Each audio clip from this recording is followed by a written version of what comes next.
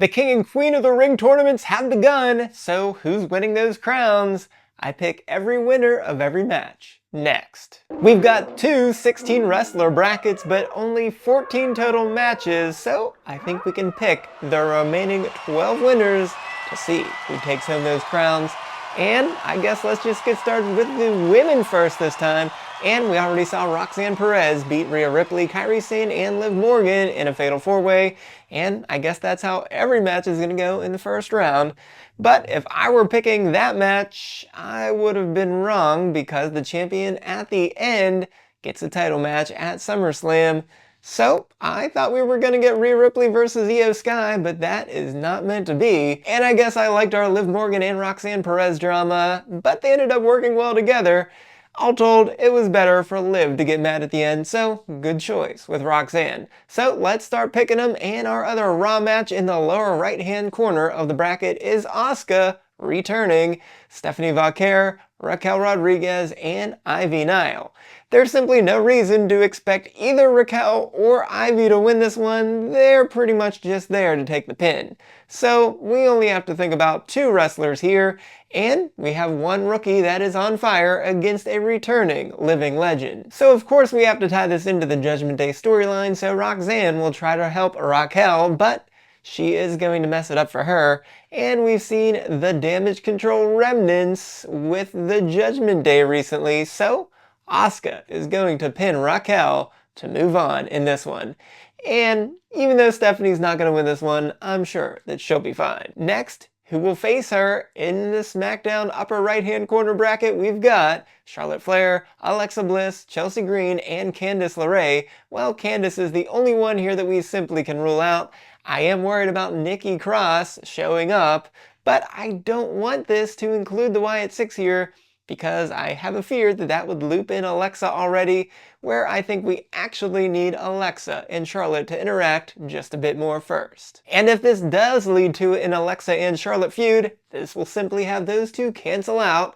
But that means somehow, yet again, Chelsea Green will be lucky enough to steal a win, and frankly, she needs one after getting that broken nose and several weeks of embarrassing losses with her and the Hervis to Zelina Vega. And in the final quadrant we have for SmackDown in the lower left-hand corner, Jade Cargill, Michin, Piper Niven, and Nia Jax. Well, Michin's been MIA for quite a while, and Piper always loses, so let's just rule them out. Instead, we've got Jade and Nia going at it again after they both lost to Naomi in the Money in the Bank qualifier. One surely will win here, but Nia won the Queen of the Ring last year, so there's simply not going to be a repeat. Instead, it's more likely that we need a face to take on Roxanne.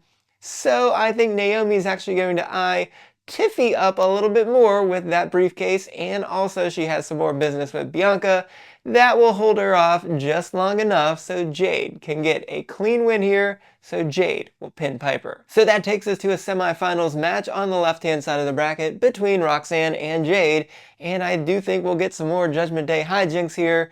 Liv will accidentally have something go wrong, which will be just enough for Roxanne to get jaded, so Jade's going to the finals. And on the right-hand side of the bracket for the semis, we've got Chelsea Green taking on Asuka, and I want Chelsea to have a trick up her sleeve, or up her mask as it will, as Asuka will go for the mist, but Chelsea will have some sort of device that will cover her eyes just in time, and then the Hervis will do their thing, and it will actually work, so Chelsea is moving on to the finals. And that takes us to our all SmackDown finals of Jade Cargill and Chelsea Green, and everyone just wants to see Chelsea these days, including the Saudis, but the Hervis can try as they might in this match, and they will get close, but Jade will just be too strong here, so Jade will be the Queen of the Ring, which may lead another queen to want to challenge her very soon. So let's go over to the men's side, and Sami Zayn defeated Penta, Braun Breaker, and Dominic Mysterio in the first Fatal 4-Way match. Zayn was the most obvious pick here, so I think we just might be able to move him through quickly through this bracket. Enough said for this moment. So in the other Raw match on the bottom right-hand side of this bracket, we have Sheamus, Rusev, Bronson Reed, and TBD.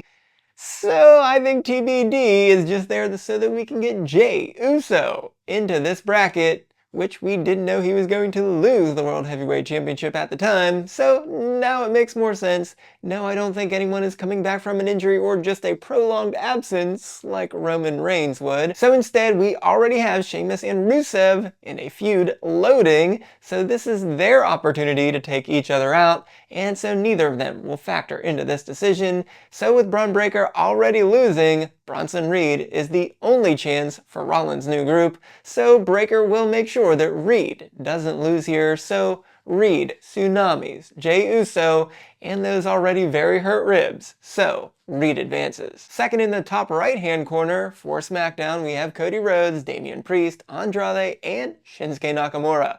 We've got three guys who look like they're actually going for the US title, and then also Cody Rhodes. And Andrade got his win in the Money in the Bank qualifier, and Priest beat McIntyre, and Shinsuke is just creeping around in the shadows. But as the only heel in this match, he may have a chance if TBD goes on the win.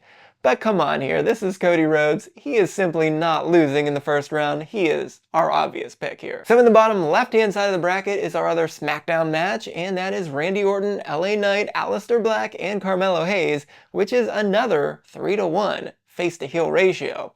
And with Hayes as the only heel, and already having Zayn in the semis, this is a pretty legit option, even though you might think he's just there to take the pin. Now Randy Orton got a month off since taking a loss to Cena, so winning just gets him another shot at Cena, and they've already declared that feud to be over, so no chance here for Orton. Then there's Black and Knight, and these two fought last week on SmackDown, but were interrupted by Rollins' crew, so I don't think these two have any true animosity, so Black could be the fodder here. But that leaves us with Knight, and we wanted him to cash in and win that briefcase. So is this his chance for redemption? Well, I simply don't see him as the SummerSlam match for Cena. So he could get this win, and he also inadvertently helped Sami Zayn on Raw, so it would be better to see these two square off, so that Karrion Kross can annoy Zayn even more and make Zayn even more mad. But even though I'm tempted to do this, I'm going to stick with the face-heel dynamic. So with a solid wrestling match, we've got Carmelo Hayes getting the shocking win by pinning Aleister Black. That takes us to the semifinals on the left-hand side of the bracket, which is Zayn versus Hayes. So could Knight be mad at Hayes for something that he does in that match and help Zayn again? Interesting thought, but it doesn't matter as Sami Zayn is definitely reaching the finals in Saudi. So that takes us to the semis on the right-hand side of the bracket with Cody Rhodes and Bronson Reed, and with Rhodes and Cena at SummerSlam kind of being the expected match. It certainly makes sense to just pass Rhodes along, but with Cena not listed to appear following Night of Champions until after SummerSlam as of right now, that makes things a little strange, don't you think? But I can't imagine he's not there in the build-up. But with just 18 appearances left, and with him going to be featured in the European tour up to Clash in Paris, we don't need more than one or two Cena Rhodes promos if that's what we're going to get. But I think we're leading towards the more surprising thing here, because Seth Rollins showed that briefcase to Cena instead of doing anything with it with either Jey or Gunther. So with Rollins only having his eyes on the undisputed WWE title, that leaves Reed with the full attention on the World Heavyweight Championship. So does that lead to a 3-on-1 attack to take down Rhodes here? I guess it's kind of crazy, but Rhodes did just win the Crown Jewel Championship in Saudi Arabia, so I don't think he's winning 2 of those championships in a row. So let's go crazy here, and we're picking Big Bronson Reed to go to the finals. So that takes us to the finals with an all-Raw matchup between Sami Zayn and Bronson Reed. So yeah, this gives us that normal face-heel dynamic that we love to see, and Zayn is of course beloved by the Saudis. And we've seen Mansoor, or Mansoor, turn into Hulk Hogan over and over again in Saudi Arabia, including winning a 51-man Battle Royal, so Zayn overcoming the odds is much more believable here. So even with Rollins and Breaker lurking, I think it's a pretty good chance the Saudis are going to get to see win who they want to see win.